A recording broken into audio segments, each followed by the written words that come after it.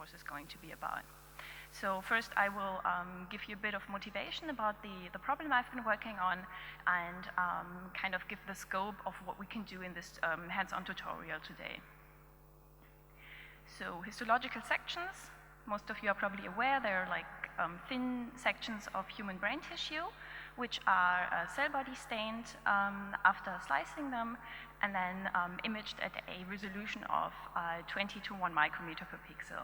This results in images like this you can see here on the right-hand side. These images are actually quite high resolution, so you can really zoom into different parts of the cortex here and distinguish individual neurons in the cortex. And what we can also appreciate on these bigger extracts here on the side is that the laminar structure of the cortex changes throughout different parts in the cortex. And this is what constitutes, by definition, the differences between two cytoarchitectonic brain areas. And these are the brain areas that we are at my institute at the INM1 and the Research Center Jülich that we are particularly interested in. And if you study these structural areas, this gives you, for example, quite a good idea of the inter-individual variability. So what we did here is we studied the two same areas in 10 different brains, and you can really appreciate the different sizes and shapes of the areas in each individual subject. In addition, what we are doing is we're building this probabilistic atlas of these brain areas. And this then allows the allocation of other data to these structurally well-defined entities. So this sounds all really good. However, it's quite time-consuming to segment these cortical areas by hand because you have to analyze each individual tissue section by hand, and this takes a long time. So this is what I've been working on in the last couple of years to make it, to give you a very coarse overview. I have trained a convolutional neural network on the 2D high-resolution tissue sections, and I've trained it to segment areas in this tissue section. That sounds very easy if I put it like that. However, it's a bit more involved, and there's actually a lot of technical difficulties that you run into.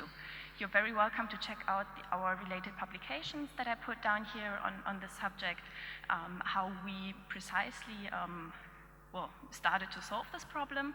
I'm not going to talk about these models today because I would like to get you started on training your own convolutional neural network for the segmentation of histological sections.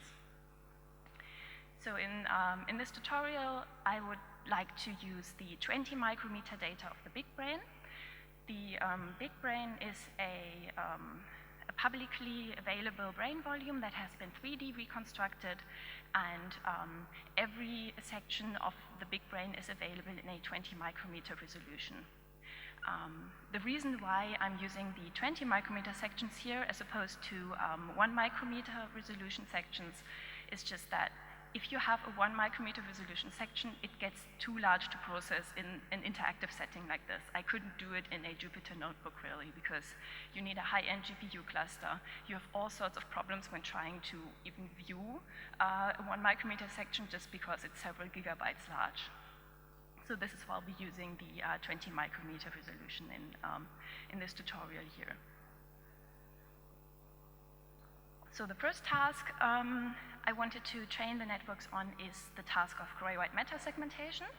This is just an easier task than doing area segmentation really, and it's a good use case for testing architectures and different parameters and so on, just because the networks tend to converge when training on gray-white matter segmentation. In addition, we need a lot less training data and have shorter training times, so this makes it a good use case for actually training some networks here in these 40 minutes. And in addition, it's an important task for pre-processing and pre-training, for example, more complex area segmentation models. So it's a good idea to start with something easy where you can easily gauge how well the network is actually doing. But as a second task, I will be showing you the segmentation of area V1, which is the primary visual cortex.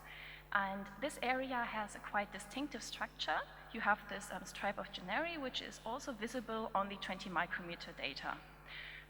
So that means it's actually quite an easier cortical area to recognize. However, it's still a much harder task than gray-white matter segmentation. And we'll see in the course of this tutorial what we need to do in order to adapt the networks to work on that. Both of these ground truth data sets for the gray-white matter segmentation and for the V1 segmentation are publicly available as well. The gray-white matter segmentation comes from a segmented volume of the big brain, which is also available on the FTP server where you can find the big brain. And the V1 segmentation has recently been made available in the HBP project. So it has like this DOI here, and you can download it from the web pages of the Human Brain project. Okay, so these were my introductory slides. Let's jump over to the notebook. So as earlier, you can find the link to my notebook on our website here. So just click on, where am I here? On the notebook link, and it should open up here. Yeah, you really should be connected to a GPU runtime this time around, because training on CPUs will take over an hour to even train the simplest model here. So what we'll be doing first is we will, download some scripts that I provided to calculate the receptive field of the neural network, and then just import some Python libraries that we need. We will be using Keras as well, as in the earlier presentations. So we are doing that. And now let's download some data that I prepared. So I told you all this data is publicly available, but to make things a bit easier here is I created this zip file in advance, which contains training and testing data for the networks. So let's look at what we just downloaded here. So execute this next cell, and we see I just did an ls. That doesn't look too good. Let's see. Unzip cannot find the directory. That seems great. I'll just try and execute this again. So it says it cannot unzip the file. I've never had this problem, but you know, this is the thing with live presentations. I will just be jumping over to my personal saved notebook. I will check right after the presentation what the problem with this is here right now. Maybe it's the internet connection, I don't really know. I will just be jumping over right to my personal notebook that I prepared just in case. So this is running on my laptop here now. I'm sorry about this if it isn't working for you. Just try to follow along. You can still have a look at the code. I will try and see what happened with the data here. So let's execute this notebook then. I have already downloaded the data, so I'm not going to execute that again. So let's have a look at what we should have downloaded. So we have a bunch of NPZ files here, which contain training and validation data sets for the gray-white matter segmentation and for the V1 segmentation. In addition, we have a test folder down here containing histological images of the big brain, these files here, then containing V1 segmented files and gray-white matter segmentations. So if we now have a look at these files in the test folder, there we go. So we see we have the histological sections of the big brain. We have gray-white matter segmentations consisting of 3 classes, and we have the V1 segmentations consisting of 2 classes only. Okay, so we ideally now have our data. I'm really sorry that it didn't work online there. And we are all set for doing the gray-white matter segmentation. So first, let's have a look at the size of one of these sections. And you see it's 5,700 times to 6,500 pixels. So it's really a very large image. And in fact, it's so large that it doesn't really fit on the GPU. So we can't really use one of these images as one training data point for training the networks. But what instead we need to do is we need to crop small patches from these histological images and use those for training the networks. And now, of course, there are several choices that we have to make when cropping small images from these large images. And the first question is, how large should these patches be? And there's always some trade-off between efficiency, that means larger images, and variability of the data, that means many small images showing different parts of the brain. In addition, you need to make the input patches large enough to show relevant context to actually solve the problem that you're trying to solve. And in addition, the minimal input size of your network may be limited by the choice of network architecture. So you need to check that before fixing just the patch size that you're inputting. I chose a patch size of 268 times 268 here, which shows about 5 times 5 millimeter of tissue. So that should be sufficient to do the gray-white matter segmentation, really. The next question that you might have is how many patches should we sample from this data? And there really the answer is as many as possible. I computed the patches beforehand here and I saved them in these NPZ files because that's reproducible and faster. However, it's also possible to do random sampling during the training process. And this will then increase the variability of your training data. So you might have a process on the CPU always live sampling random patches from your data, and then a process on the GPU actually training on this data. This is a bit more involved, and I chose to not do this here to not complicate matters further. And maybe the most important question is, how should we sample the patches? That is, where should they be coming from? And they should really be sampled from the interesting parts of the image. So if you consider this section here, you can see that we have a lot of background, a lot of white on these images. So if we were to sample just randomly, random coordinates from this image here, we would get a lot of patches containing just white. And that's not very interesting. What we really want to have in the end is, if we want to train on these three classes, background, white matter, and gray matter, we want to have a data set that represents each of these classes equally. So this is what I did when with sampling the data set. I did a weighted random sample and I calculated the weights in such a way that in the end I have an equal distribution of all of these three classes. I prepared these cropped train and validation data sets in advance. I have linked here the notebook that I used for this. This is also available in my GitHub, where this tutorial is also living. So you're welcome to click on that link and have a look at how I created those data sets. For now, let's just load one. Let's load the train gray-white matter segmentation and the validation associated validation data set. This returns a list of patches that we train on and of corresponding labels. So I've defined a function to plot these here. So this just plots the first num examples of the images and labels. And we see that I created a data set only containing 500 training patches. This is not a lot, and you could easily create more patches from the data that we have available. I just wanted to choose a small set of samples in order to be able to train the networks here. And we have 20 validation images, which is also not very much. So the patches look like this. So they just show small parts of the section, and then we have these associated labels with it. So we have the three classes. And you see that this segmentation is a bit coarse because it was calculated from a 200 micrometer resolution volume and just upsampled to 20 micrometer. So this is why you see the steps here. It should do fine for training the networks though. So, and this is the validation set. Okay, so we have our data in place.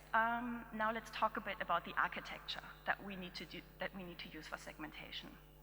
For segmentation, you should use a fully convolutional network. That is, you shouldn't use any fully connected layers in the network. And that's because this will allow us to predict on larger images than we train on. One very common architecture is the UNet architecture. So this is the original network here from Ronneberger in 2015. And you see we have kind of these two branches. We have a downsampling branch, which reduces the resolution of the images. And then we have an upsampling branch, which increases the resolution again. And in the middle here, we have these copy connections, which concatenate activations from the downsampling branch with activations from the upsampling branch. And the reasoning for that is that the resulting output segmentation can be more fine-grained than if you were to downsample and then upsample again, because you lose a lot of spatial resolution down here. So usually the original UNet architecture is quite a good starting point for training your networks. However, you might want to adapt it to your specific needs. So for example, you might want to make it even deeper, kind of add more, go further down in the U here, or make it a bit wider, that is, use more convolutions per block here, or use more convolutional filters, or whatever you can think of, really. One important point I wanted to make here is for the specific problem of segmentation, especially if we want to, in the end, segment really large images, we need to use valid convolutions. That is important so imagine if we wanted to segment a very, very large histological section that doesn't fit in the GPU in one chunk. So what we need to do is we need to cut it in several smaller sized images and predict on those, and then put the smaller sized images back together into a large image. And if we were to use a convolution with padding, we've actually seen this figure before in the presentations. So if we were to use the padding, you can kind of see here, kind of inventing new pixels right at the border of the image, then we would get artifacts in between the smaller sized images that we needed to predict on. And since we want to avoid that, I'll be using these valid convolutions here. However, this has the effect, of course, that your output will be a bit smaller than the input. And you need to be aware of that. And actually, for this reason here, I'm defining two crop-to-shape functions. One is for cropping tensors to a certain shape, and one is for cropping arrays to a certain shape, because we need that later in the network definition. For defining the UNet, I have defined a handy function here which takes an input tensor, which can be any shape you like, and I give it the number of classes, which will just be the number of softmax outputs of the network. And note here that in this definition, I'm using the crop-to-shape tensor function here before concatenating the activations from the downsampling branch to the upsampling branch, because the sizes are slightly different due to the use of these valid convolutions. So let's execute that cell, which creates our model. And in the model summary, you can see we have an input size of 268, and we have, very down at the bottom, we have an output size of 84. So we really reduce the output size a bit, but it's all for the good of having nice, seamless predictions in the end. One interesting thing I always like to have a look at when creating a neural network architecture is its receptive field. So we have this fully convolutional network. We can input any size we like.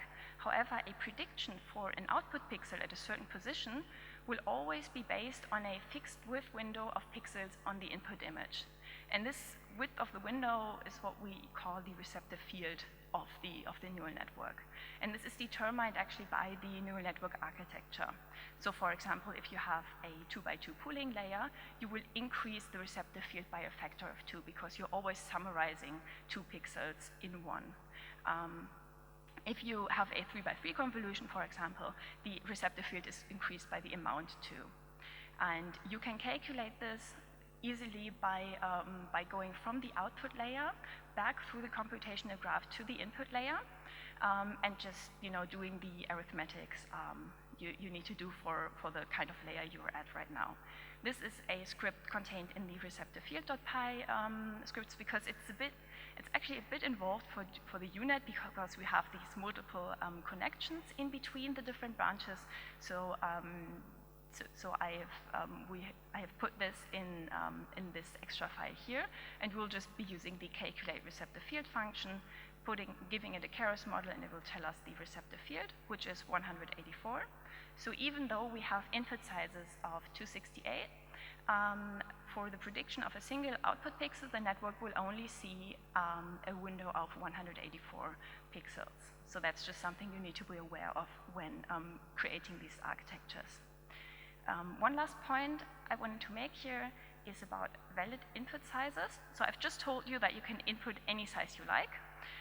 And in fact, that is actually true. However, if we want to, again, create these seamless predictions of very large images, we need to be very careful that pixels at the border of an input image are not discarded or treated any differently than pixels inside the image. And thus, for example, if you have a pooling layer, you should always give it an even input size. Otherwise, if it's uneven, this last pixel at the border of the image is something different happens to it. So we have this suggest input sizes function also from the receptive field.py script, which will do that. Given a model and a desired input size, it'll give us the valid input and output sizes. And we see here, now the reason becomes apparent why I chose 268, because it's a valid input size to this architecture that I defined. Okay, so enough about the architecture. Now let's move on to doing the actual training. So down here, I have defined a training function, which gets as input the training and validation data sets that we loaded earlier. And the first thing we need to do is we need to crop the labels, the ground truth labels, to the shape of the output size of the model. Otherwise, you can't really compare it if they're different shapes. So that's what we're doing here. And then I'm using this image data generator, which is a nice handy class of Keras. This can also enable you very easily to do, for example, data augmentation. I'm using it here to just center the mean and standard deviation of my data set, because it's always a good idea to give your models standardized data. So I'm just using that here. And we will see in a minute how I use that to fit the model actually. So this is just setting it up. And then down here, I create the optimizer. I'm using stochastic gradient descent here. You're also welcome to try Adam, for example, and see if that works better or worse. And now comes the training of the model. So now I'm using not the fit function, but the fit generator function of Keras. And this gets as input the result of data generator.flow, which is an iterator. And the iterator returns always nice batches of our training images and labels.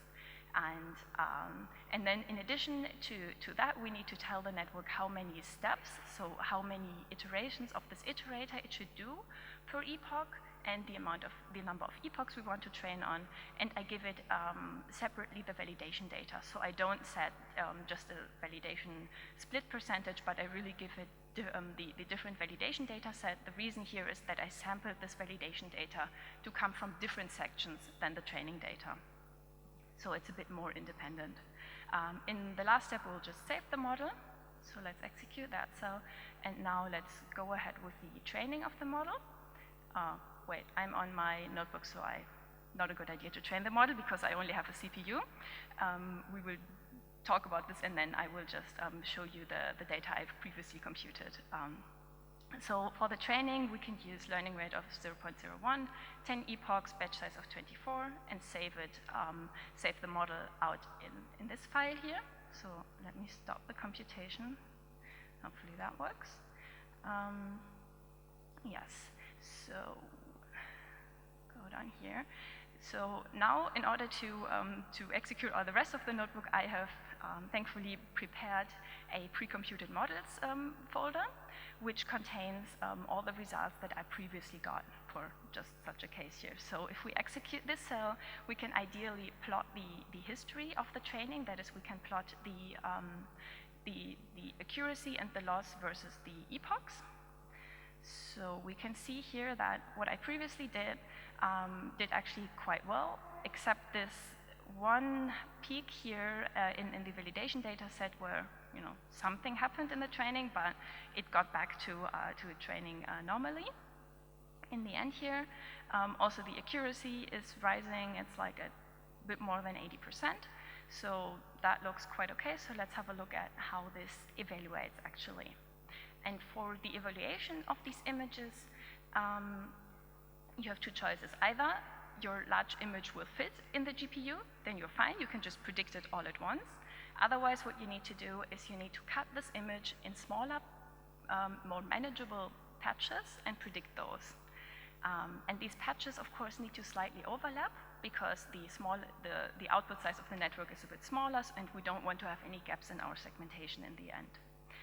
So what I'm first doing here is I'm recreating the model with a slightly larger input shape, but it's not as large as fitting the entire image, because that wouldn't fit on my hypothetical GPU that I have here. So I'm uncommenting this line to actually load the weights I saved previously here. And we're calling the unit function again now with a larger sized input tensor, and then just loading the weights here. And then for doing the actual prediction, I have these three helper functions here, which first will create a grid of coordinates on the image, then we'll sample patches from these coordinates, and then we'll kind of do the reverse, that is, put the patches back together into a larger image, given patches, coordinates, and an output image shape. So let's define these functions, and then let's have a look at what they actually do. So I'm loading here an image from the test folder. I'm creating the grid, and I'm sampling from the grid points. So the grid is laid over the histological image like this. And then the patches that I extracted from each of these grid points are visualized down here, and you can kind of see that they're slightly overlapping as well. Now I would ideally execute this cell to predict the patches using the predict generator function of Keras, which again takes the data generator as an input. I need to use that data generator now because the network now expects inputs that are that are standardized. So I need to do that during the prediction as well. And note here that I put shuffle to false, because by default this data generator shuffles your data, which is very useful for training, but not so much if you depend on the order of the outputs to put it back together into a larger image. So let's hypothetically execute this cell here, and then just load the results that I previously got to visualize it. And what we can see here is, so this is the image, that's the ground truth labels, and that's the prediction I got from the network. Does it make that large a bit, right? Yeah. Okay, so we can see, so it kind of got the idea that cortex is on the outside of the brain and white matter is on the inside. It's not performing very well right now, but that's not surprising given that I only trained it for 10 epochs and with only these 500 sampling patches, training patches. And what additionally happens is that we have these misclassifications in the cerebellum down here, where parts of the cerebellum are classified as white matter. That's also not very surprising because they have very, very similar gray values to the white matter in the cerebrum here. And the receptive field of the network is not large enough to actually pick up on the fact that we are in the cerebellum here. So what we would need to do in order to fix this is to either increase the receptive field of the network, or for example to input, like for example low resolution context as a second input in the network.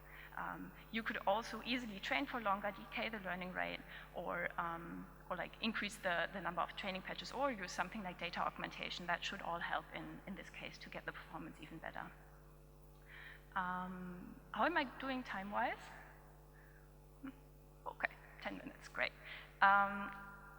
So we are not going to further trying to be improving the performance of this model here.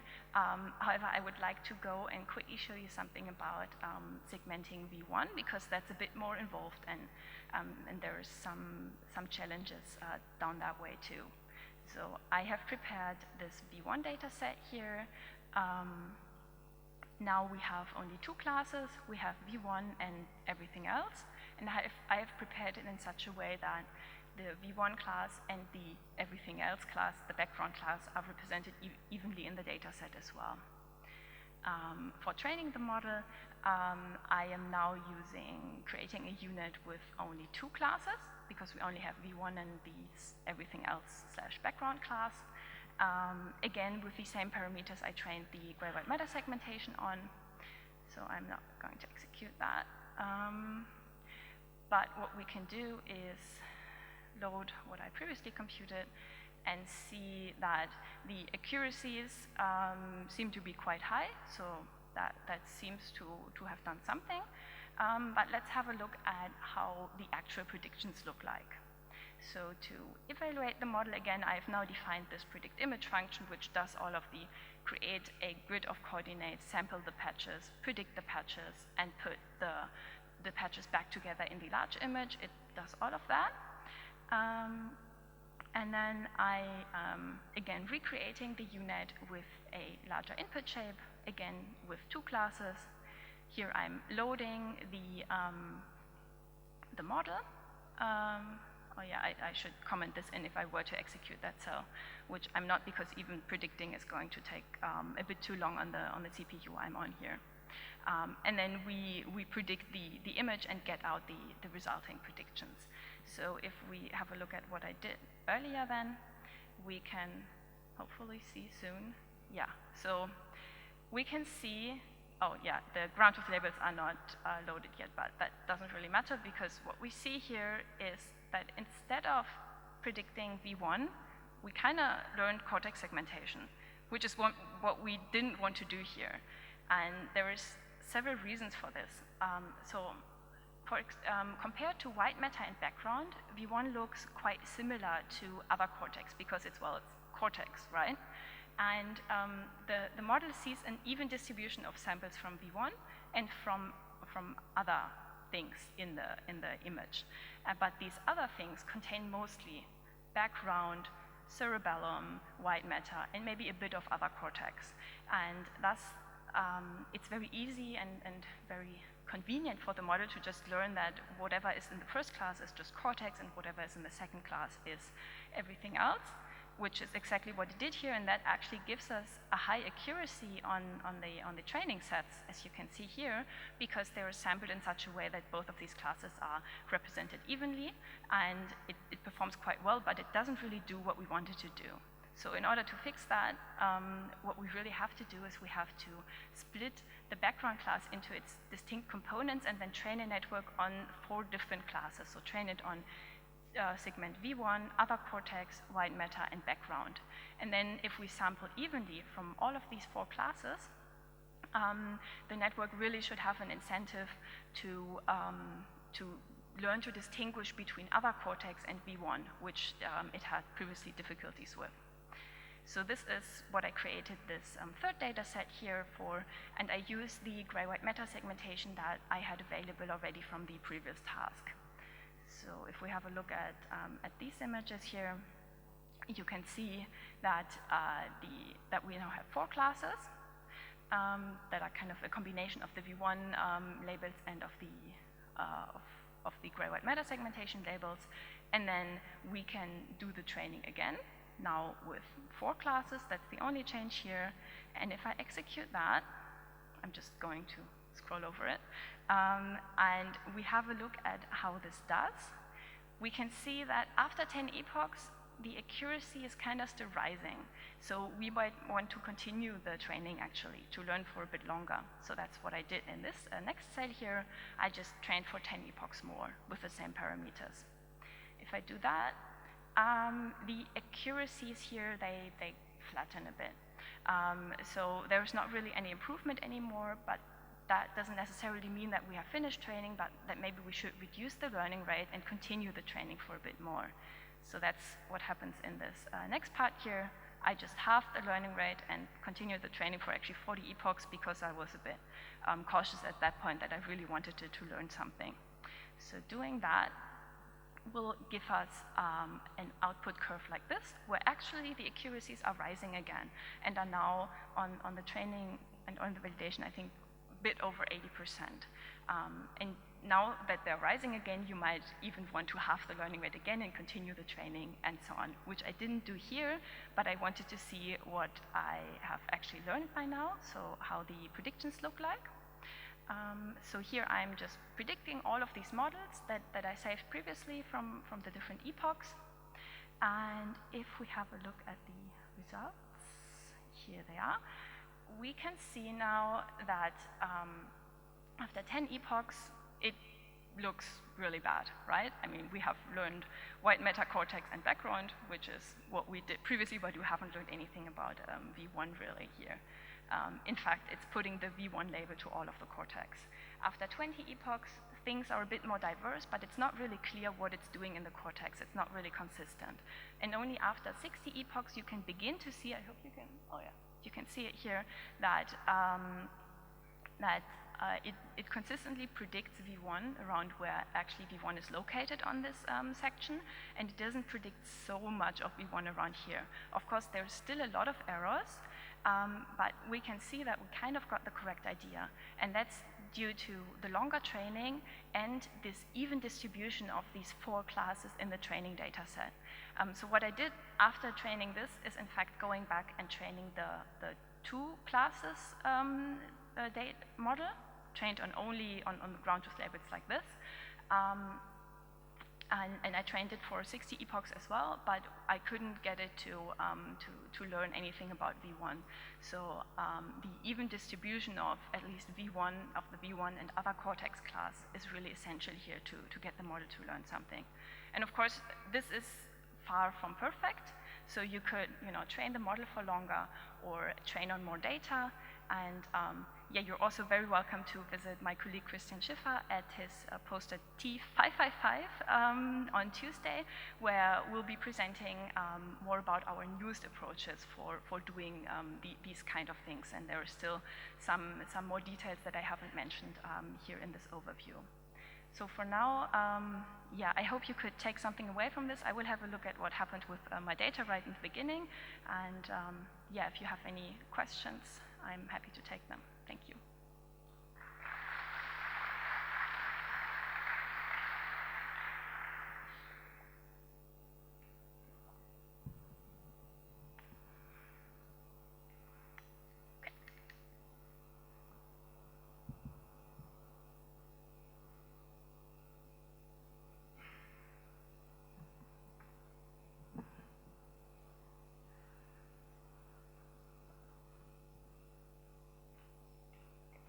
Seems there are no questions, so yeah.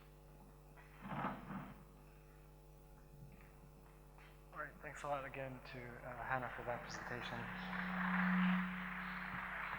And introducing the next speaker, Grace Lindsay is a postdoc in computational neuroscience at Columbia University.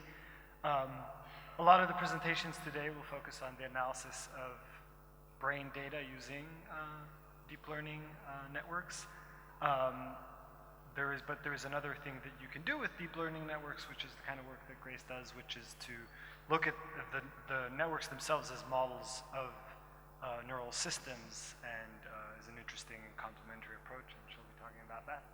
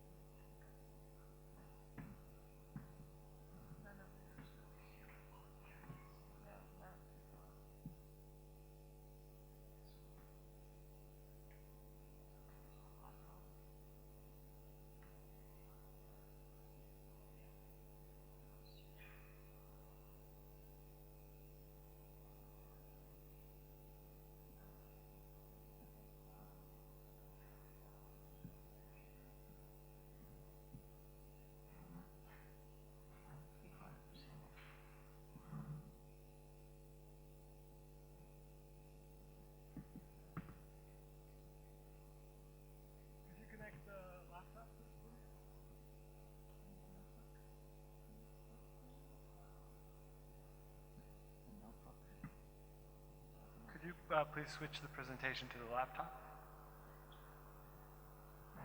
Is it connected?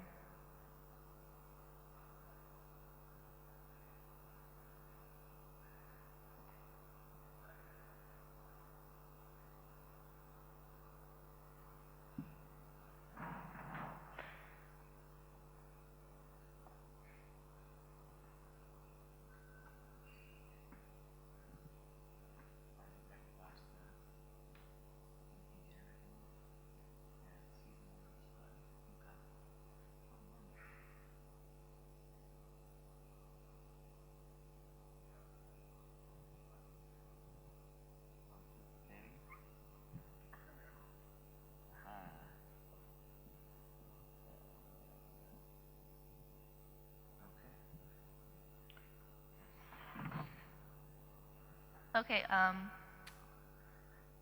thank you everybody for attending this educational course. It is the case that my talk is a little bit different than the ones that we've been seeing. It was mentioned earlier that convolutional neural networks are inspired by the brain's visual system, but for most of the applications we've been looking at, that fact has been completely irrelevant. The only thing that matters is that they're good at processing images. But for the next 40 minutes or so, the fact that they're inspired by the brain's visual system is going to be very important. So to just really lay out the relationship between the brain's visual system and convolutional neural networks, I just want to highlight some of the features that they have in common. So you can see at the top a schematic of a convolutional neural network, and at the bottom is a schematic of the brain's visual system. And as you go through areas of the brain's visual system, starting mostly with V1 and going up through areas of the ventral visual pathway in the cortex, what you see are these two features, which is that the receptive field size of the neuron, so the area in visual space that a neuron responds to, that gets larger as you go through the cortical visual areas, and the features that the neurons respond strongly to get more complex. So in primary visual cortex, the neurons respond strongly to lines at different orientations. Then you have cells that respond to edges up to full shapes and objects, and eventually things like faces. And so in the convolutional architecture, these features are built in because you have convolutions that make the input to a particular neuron at a layer be a function of some small area of the image space, and then we have pooling layers which makes that area in image space even larger because it sums or takes the max over a set of neurons which each have their own different space that they're responding to. And then layering these convolutions also makes the neurons respond to more complex features in the artificial system. So these two effects that we see in biological vision are built into the structure of convolutional neural networks. And there's a direct lineage from the work of Hubel and Wiesel and simple and complex cells. Those are represented as convolutions and pooling. And there's a model from the 80s called the neocognitron, which is kind of the link between the biology and modern convolutional neural networks. So if we're going to treat convolutional neural networks as a model of the visual system, what can we do with them? What can we compare to both validate that they're a decent model as well as try to further our understanding of the brain by using them? So the two major things is that we can compare neural activity in the brain to the model, the activity of units in the model, and we can compare behavior, meaning the output of the model, how it classifies its inputs compared to how humans do the same thing or animals. So when it comes to comparing neural activity between a network and the brain, there are two main ways to do it, but they both start with this same setup, which is basically that you have to show the model and a brain the same image. And so once you do that, you put the image into the model, you get all the activation of all the units in the model, that's easy.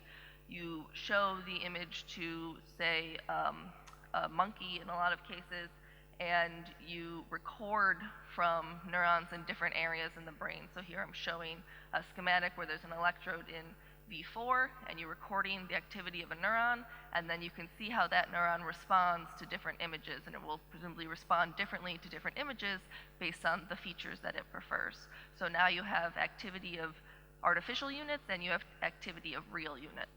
And one of the basic ways of comparing these is to just use the activity at a given layer in the network, use the activity of the artificial units to predict the firing rates of the real neurons. And you could presumably do this with voxels instead of neurons as well. And so that's just kind of simple linear regression. You show the same image, you get the artificial activity, and you use it to predict the real activity. And then you test the ability of the model to do the same on a separate test set.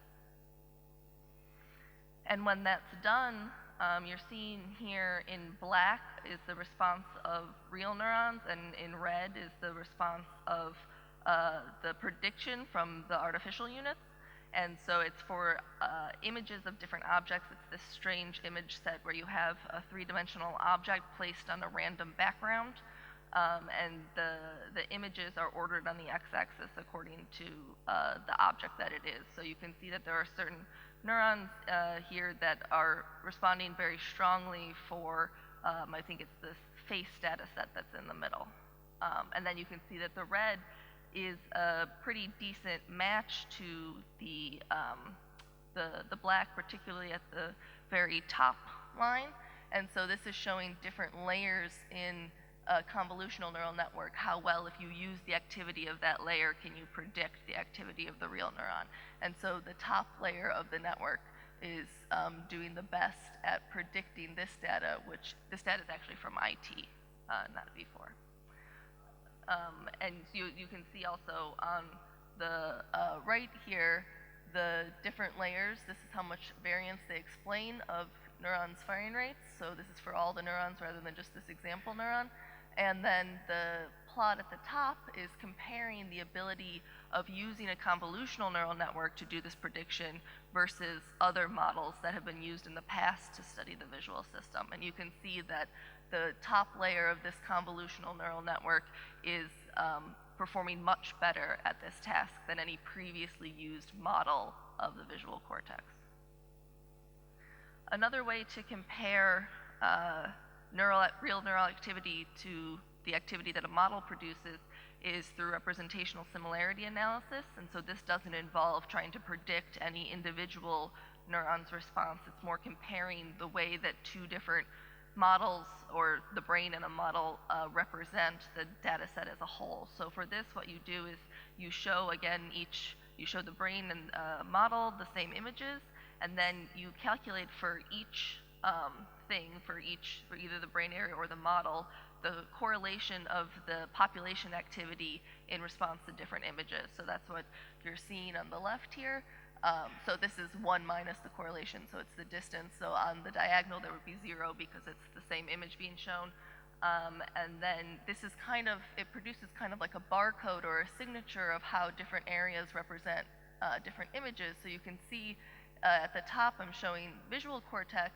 And visual cortex, there's not a lot, early visual cortex, like V1, there's not a lot that you can see in the structure based on the way that the images are ordered, but for the fusiform face area, it's clear that that area represents faces and bodies very similarly because that's what's in this upper quadrant. Those are all the face images, and it's representing them very similarly to each other. So this just forms this signature of how each area represents different images, and then you can ask, are two brain areas doing it the same way, or alternatively, are two models doing it, is the brain and a model doing it the same way? So to do that, you just take these matrices and you just take the correlation of their upper triangle as a measure of how similar the matrices are.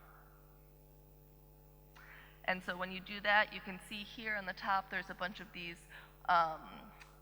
matrices for different models. So the first two are models, and then we have V4 neural data and IT neural data, and then a convolutional neural network is at the end there.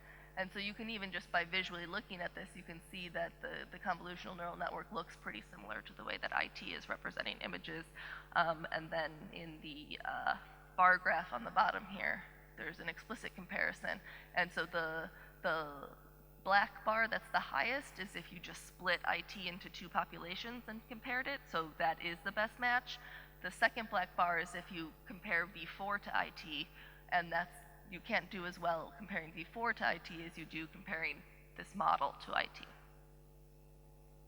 And then again, you can see here that the layer that you're looking at in the network matters for what you're comparing to in the brain. So on the left, we're looking at early visual cortex. This is using fMRI data, so it's human V1 to V3, and the earlier layers in the network are a better match to that data. Whereas if we're using human IT, you want to use later layers in the network. So there's just correspondence between areas in the visual pathway and layers in the network.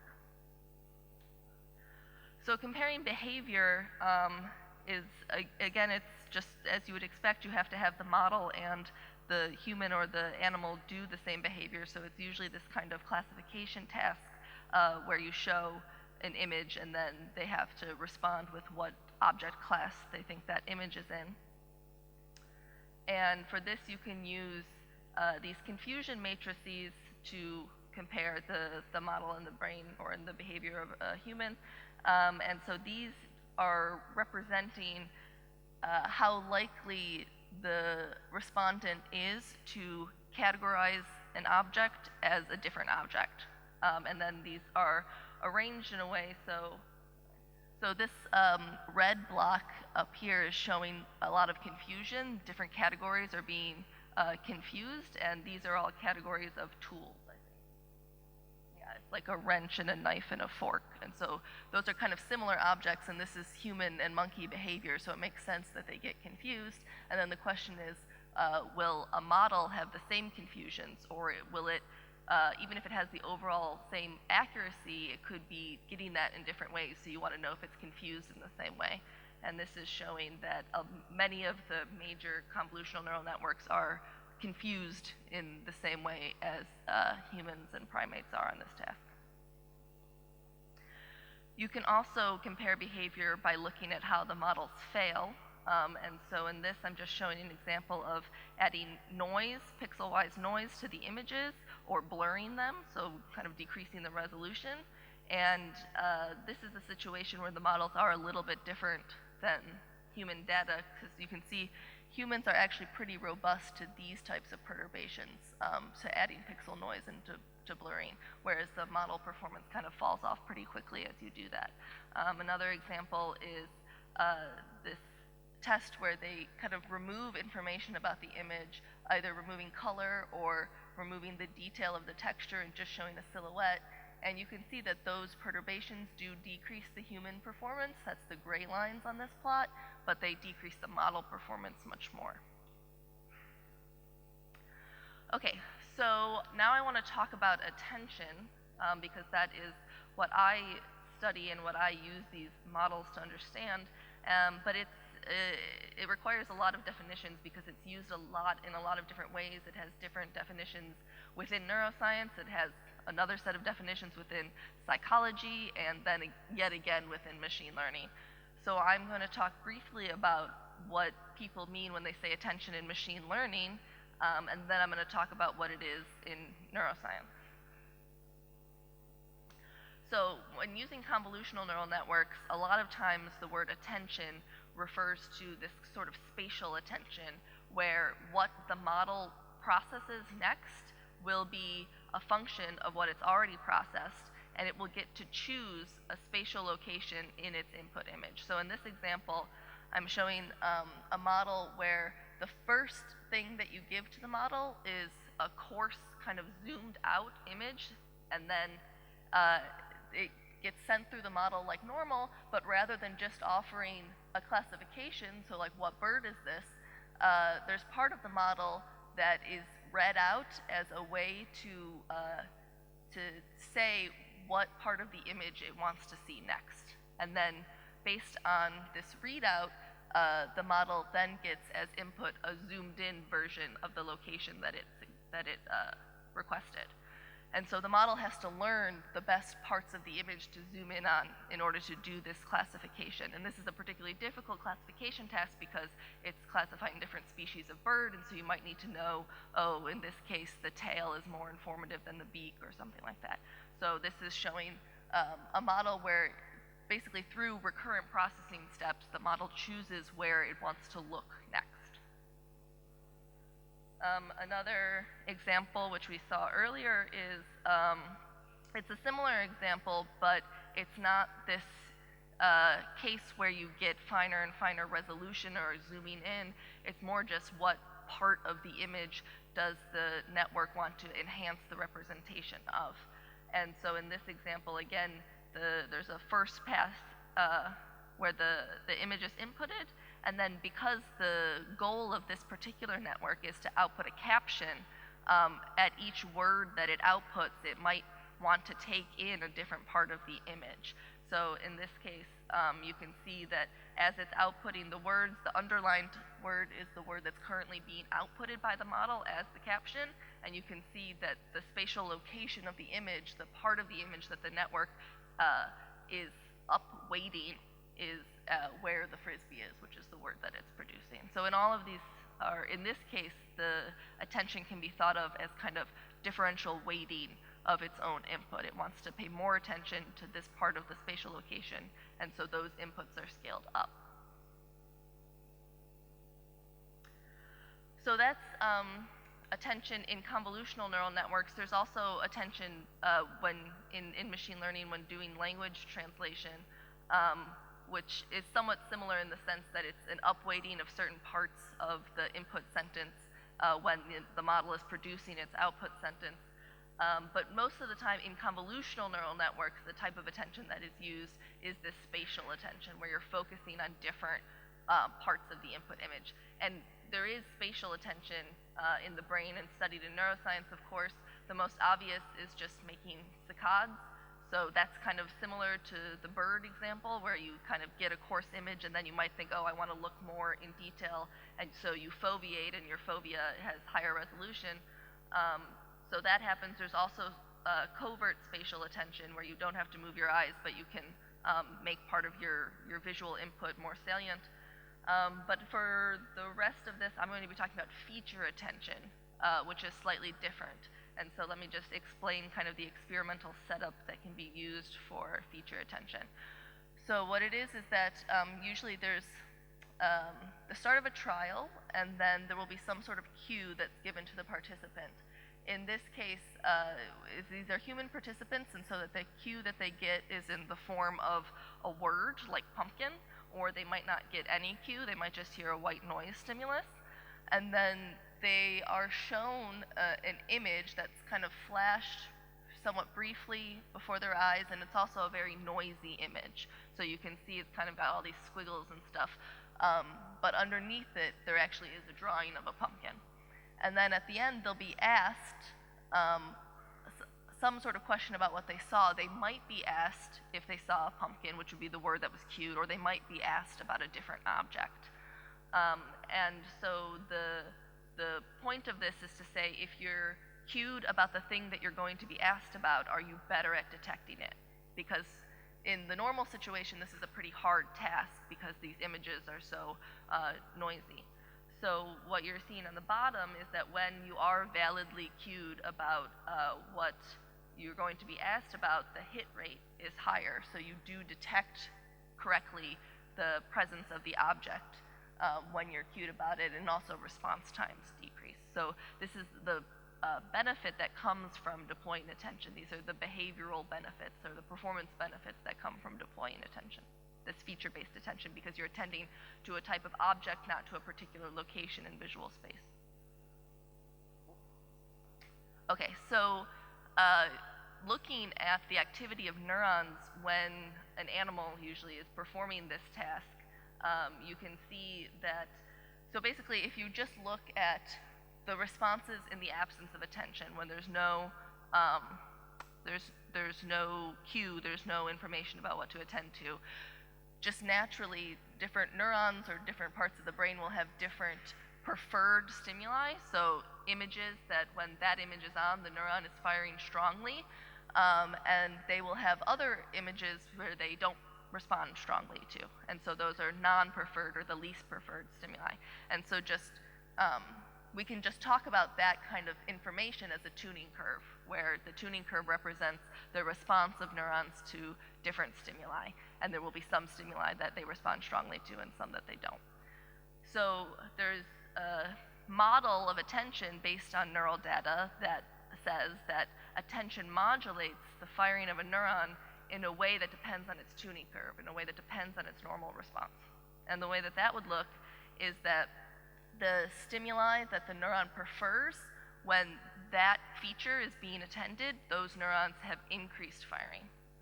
And the stimuli that the neuron doesn't prefer, when those features are being attended, it decreases the neuron's firing rate. So under any circumstance, the thing, according to this model, which is called the feature similarity gain model, whatever is being shown, the neuron's firing rate will be higher than average if it is attending, if it was cued to its preferred feature, and lower than average if it's attending or was cued for something it doesn't like. So it changes each neuron differently based on these properties. Okay, so we've talked about how convolutional neural networks can be used as a model of the visual system because they are structurally similar, and the representations that they learn end up being similar to the representations in the brain.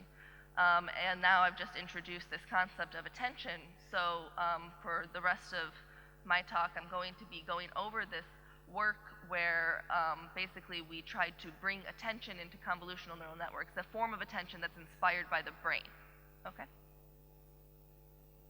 So to start, I just used a standard convolutional neural network architecture, which is VGG16, and this is an architecture that was trained on the ImageNet task, which is the normal task that's used to train these networks.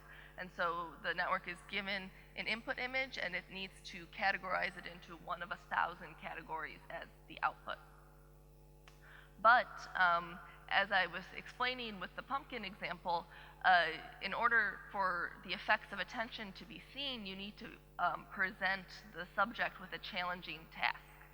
And so for that, I'm going to present the network with these images, which is not what it was trained on. There's two different types of images, either these merged images, which take two of the normal images and overlay them transparently, or put four of the normal images on one on each quadrant. And so these are more challenging images for the network because they contain multiple objects. But now, because there's multiple objects, it's not fair to ask the network what category is this, because there's multiple categories. So I won't be using the 1,000-way classification, but instead I'll be using a binary classifier for each category. So just asking, is there a clock in this image? And so for both of these, the model should say yes. And so this is just to show that this is challenging for the model. So this is the binary classification performance for each category on just normal, regular images that just have one object. And then when you put in these more challenging images, the performance goes down. So this is a great place for attention to have an effect, for attention to bring that performance back up. Okay, so how do I translate the findings from the neural data about what attention does to neural activity into this network? So as I said, this model of attention says that the way a neuron is changed with attention is a function of how it normally responds. It's a function of its tuning. So what I had to do is first show the network a bunch of regular images and get a tuning curve for the different categories. So I'm showing here just 20 different categories that I used, and then on the y-axis is a measure of the response of artificial neurons to those different categories. And what I'm doing is I'm averaging over each of the feature maps. So each of the feature maps is the result of applying a single filter to the layer below, and just the result of that filter at each spatial location. So I'm assuming there's filters that kind of like pumpkins and filters that don't. And so I'm just averaging spatially to get a tuning curve for each feature map. So just the response of each feature map to different object categories. And then that will tell me how each feature map's activity should be modulated when I'm applying attention to that category. So you can see, for example, if I wanted to apply attention to the last category in this plot, for the feature map on the top here, that feature map has a positive tuning value, so that means it prefers that category. So its input-output function here would be scaled upward. So I'm just using the standard in black is a normal rectified linear unit. That's what these models use. But I want now, when I apply attention, for the firing rate of that feature map to be higher than it would normally. So I just increase the slope of that input-output function for that feature map. For the feature map down here, it slightly dislikes the category that I'm attending. So its slope will be scaled downwards. And then that's kind of the direction and the relative amount. The tuning tells you that, and then there's this overall parameter called beta, which is just how much are you scaling everything. Okay, so I can do this at each layer in the network, this scaling up or down based on the tuning of the feature maps.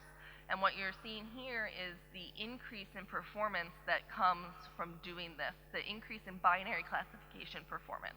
So if the model needs to attend to clocks, and I'm putting in images, these weird, difficult images, and some of them have clocks and some of them don't, the attention applying at different layers in the network can actually make the network better at doing that task.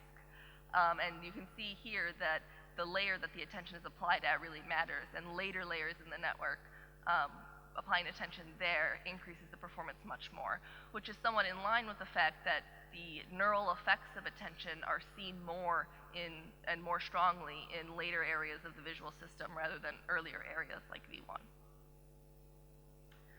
And then looking in more detail at how the performance changes, we can break it down into true and false positive rates. So true positives just being the network says there is a clock when there is a clock. False positives, it says there is a clock when there isn't a clock. And so what you're seeing here is as I increase this beta parameter, the overall strength of attention in the model, you get an increase in both the true and the false positives. But the true positives are increasing more than the false positives, and that's how you get an overall increase in performance, because you're affecting the true positives, you're increasing your correct answers at a rate that's higher than you're increasing your incorrect answers. And if we compare that to data, these are examples where you can compare the case where the subject was cued for the object it would be asked about versus when it wasn't. So without attention and with attention, attention does experimentally increase both true and false positives. So this is a way in which the model is matching the behavioral data. Okay, so I have a small code demo that kind of replicates this project that I just talked about in a miniature form. So I'm going to switch to that.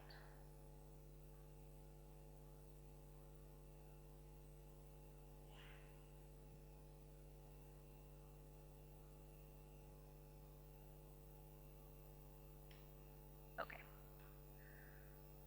So the version that I'm going to do here doesn't use the full ImageNet VGG16 data set. Instead, we're going to train a small convolutional neural network to do the MNIST classification, which is classifying handwritten digits to say what digit was written. And so I've already loaded the data that I need for that. And then, yes, please.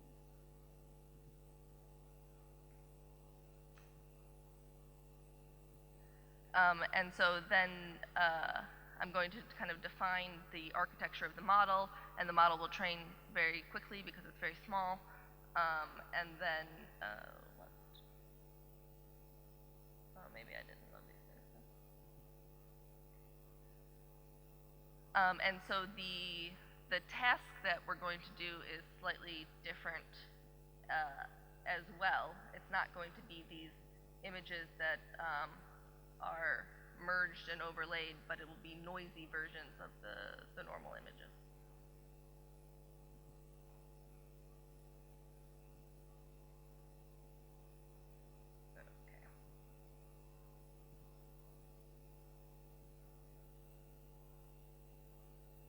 Okay. So here is just some basic functions that help build the network. So we're going to need to use weight variables and bias variables. And I should say I'm using TensorFlow, which is different than the previous presentations. And then the main thing that's different about the architecture of this network compared to a regular convolutional neural network is just that I have to include a way to put in the attention signal when it comes time to do that.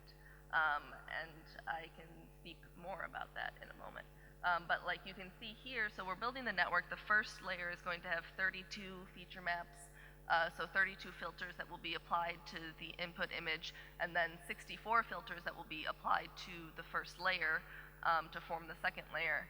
And then the third layer is fully connected, and it has 1024 units. And so the main difference here, so you can see the code for building the network is just you string together these different components. So there's a convolutional layer, a pooling layer, convolutional layer, and so on. But I have to put in these, I'm calling them T-vals, they're tuning values. They're the information about how the different feature maps prefer different, in this case, digits. And there's warnings because this is an old version of TensorFlow that I wrote this in. Okay, and so this is defining the loss function. So for the normal training, we're just doing the normal task here, which is to categorize the digits. So this is an example of what the input looks like. It's just these handwritten digits, and then the task of the network is to output the digit that is in the image. So it has 10 possible outputs. And now we'll start training the network. I'm training until the validation accuracy is at least 95%, or there's some batch limit that's reached. And so we can see here, just this is the training curve of the validation accuracy. So it trained fine. And okay, so now this is where it becomes different than normal convolutional neural networks. So as I said, in order to know how to apply attention in the network, we need to know how the feature maps in this network normally respond. And so for that, we need to make the tuning curves of the network. And so basically, it's obviously very easy compared to biology to record from units in these networks. So I just have some functions here that just find the relevant activity in the network. So I'm going to record from the first 3 layers in the network, the first 2 convolutional layers and the fully connected layer. And so I just feed them in normal images. We're still working with the normal data set. And then based on knowing the labels of each of those images, I can just say this is the average response of this feature map to the digit 0, this is the average response to 1, and so on.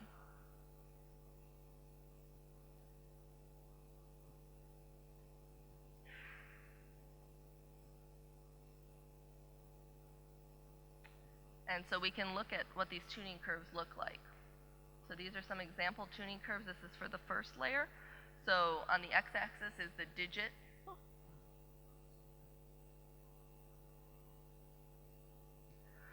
Yeah, on the x-axis is the digit, and then on the y-axis is a normalized measure of the response that each of these, so these are all different feature maps.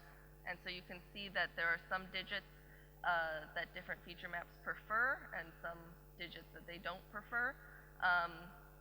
So there's, aside from this fact that, and this happens a lot in these networks, almost none of the feature maps respond strongly to the digit 1, perhaps just because it's kind of very basic. It's just a line, so there's not a lot of features to grab onto. But other than that, there's diversity amongst the feature maps. They have different digits that they each prefer or don't prefer. And then we can look also at the other layers. So the second layer looks somewhat similar. In the third layer, things start to get a bit more selective. So you might see stronger differences between a preferred digit and a non-preferred. So this layer has kind of more information about digits, potentially. Okay. So yeah, as I said, we're not doing the exact same task for the attention. Instead of overlaying images, I'm just going to make these normal images really noisy, which is kind of the same thing that was done in the example with the pumpkin and the drawing. So I'm just going to make the images really noisy and see if the network can still classify it correctly. And I'm going to make a particular data set to test it on where the first half contains the digit that we're going to apply attention to, and the second half of the data doesn't. So it'll just be really clear if it starts to perform better on the first half or the second half. That's how we'll calculate the true and false positive rates. So here I'm just making the noisy images. So this is an example, this is the level of pixel-wise noise that we're working with. And so I've set it here that we're attending to the digit 4. And I'll be applying attention at the second convolutional layer in the network. But so this, you know, I think we can see there's probably a 4 in it, but if it were flashed very quickly in a psychophysics experiment, it might be harder to tell. This is also an example of a digit that is in the second half of the test set. This is the digit 9, but with the noise it kind of looks like a 4. So you can see how this amount of noise can actually make the task quite challenging. And so again, we have a challenging task and we want to see if attention can increase performance on that.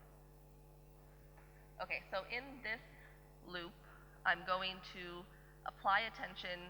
I said I've chosen to, in this case, apply it at the second convolutional layer. And I'm going to apply it with increasing strength so that we can make these curves that map out the performance based on true and false positives. And so I'll just run this here. And I'm printing the outputs so we can even just visually look at this. So we know that the first half of these images, it is the digit 4 that is in the image, and the second half it is not. And you can see that this network is, you know, there are kind of a lot of 4s scattered about the first half and maybe fewer in the second half. But as the strength of attention is increased, so that's the number on the left is the strength of attention, we can see that more and more 4s are becoming clear in the first half. And so what I'm showing here is the true and false positive rates. And so you can see that as we increase the strength of attention, the true positives are increasing very strongly in blue there, and the false positives don't even increase until attention is quite strong already.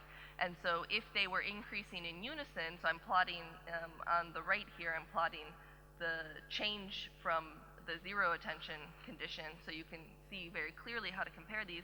If they were both rising together, then there wouldn't be a net increase in performance because you'd be reducing one type of error, but you'd be increasing another type of error. What's important for the ability of attention to increase performance overall is this fact that the true positives are increasing much more than the false positives. So that is the end of my demo. Thank you.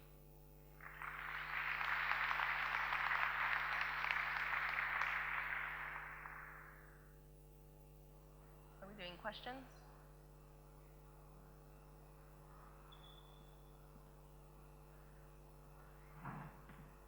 So we do have additional time for questions now. I'm going to invite the speakers from previous talks, those of them who are here at least, to come back up. And if you have any questions about, first of all, Grace's talk, and then answer questions about the other talks as well. No, they're on. Can we turn the microphones on? In the last example, the base rate of the 4s and the non-4s was half and half. But in a natural setting, it would be like 1 to 9. So the false negatives, the false positives would harm you more if the base rate changes. Is that true? Yeah, it's possible that obviously the overall change in performance depends on how balanced the test set is. To me, I think you wouldn't be applying attention. The circumstances under which you're applying attention might depend or might be related to the test set conditions, and so that's relevant. But you would still, if you are looking for 4s and they're rare, you would still increase the amount of times you would notice a 4, but you might see 4s when they're not there, and depending on what you care about, if it's more important that you see them when they're there, it doesn't matter that you hallucinate, then you would still want to apply attention in that case. Hi. Much of the neuroscience literature, especially in functional MRI, revolves around questions of multiple comparisons, statistical significance, and how to convince yourself that you're looking at real effects. I was wondering what your thinking is about this in the context of comparing artificial neural networks to neuroscience data, where you might look at completely different scales. You said that one could apply these techniques both to neuronal data or to voxel fMRI, but you're comparing the quote-unquote signals from tens of thousands of artificial neurons to potentially tens of thousands of voxels in the brains or neurons. So what does it mean if you find individual signals that correlate?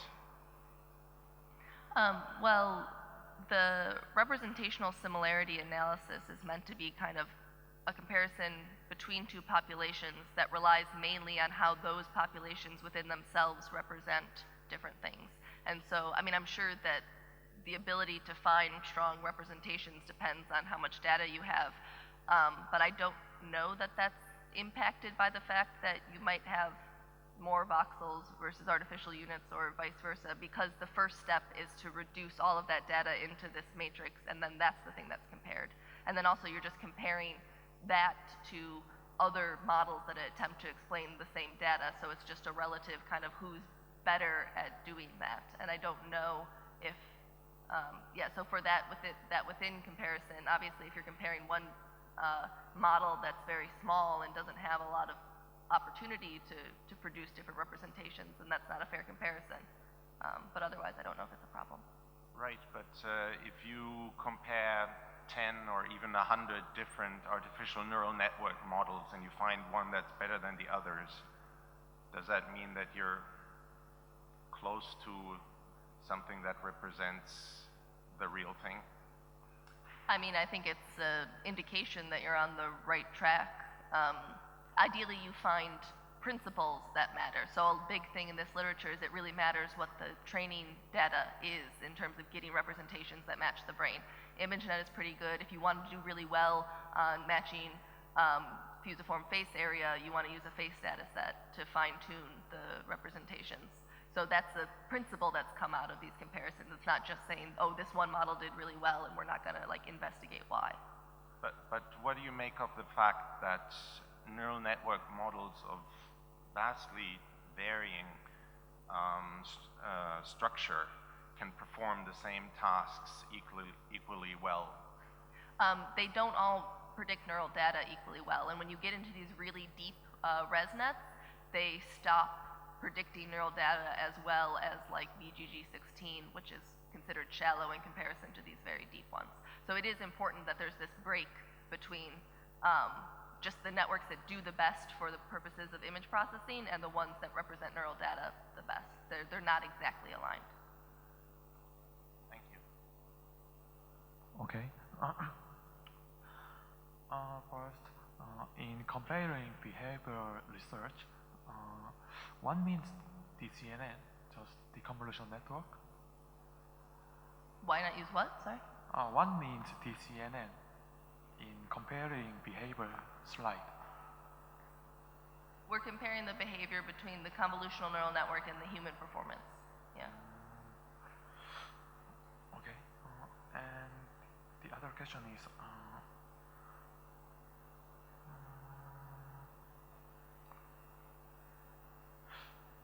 in the comparing behavior research, how can you make RSA metrics? So my question is, can you tell me a more detailed process? For comparing the behavior? Yes. It depends on exactly what you're asking, but it's usually just this idea of having the network perform the same task as the animal, which is usually a categorization task. And then you want to know, is it making the same type of errors? Rather than just is the overall percent correct the same, but when it does something wrong, does it do something similar to what a human would do? Does it confuse the same categories? That's a big element of it. Is it particularly focusing on comparing the types of errors that are made?